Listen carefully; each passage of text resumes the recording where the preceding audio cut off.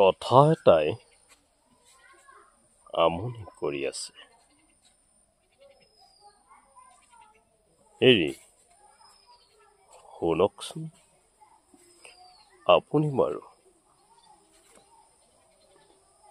আনক সমালোচনা কৰাৰ আগতে এবাৰ নিজক সুধিছেনে আপুনি কোন? আপোনাৰ দেউতা কোন? আপোনাৰ পূৰ্বপুৰুষ কোন? আপোনাৰ উত্তৰ পুৰুষ কোন? সতি সন্ততি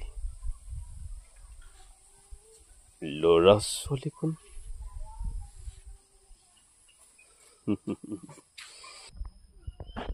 ৰ'ব আপুনিতো সাধুৰ পুৰুষ হয় নহয় জানো? আপুনি ভাৰতীয় সংবিধান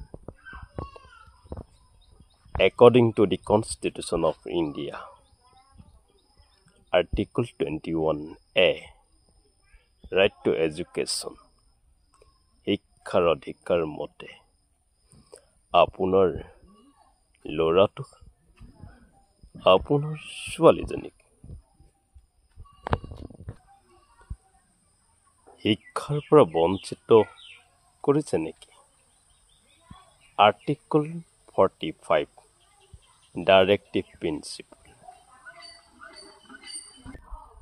ৰাজ্যৰ নৈতিক দিশক অপমান কৰি আপোনাৰ ল'ৰাটোক, আপোনাৰ ছোৱালীজনীক শিক্ষাৰ যত্নৰ পৰা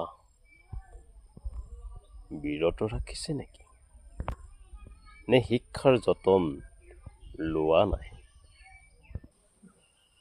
Article 51A, Clause উপধাৰা কে,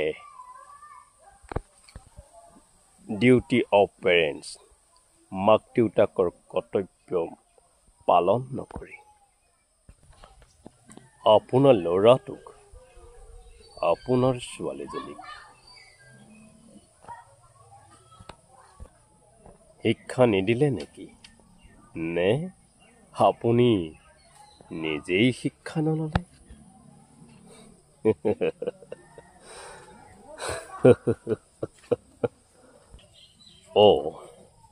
আপোনাৰ জন্ম বাৰু কোন শতিকাত?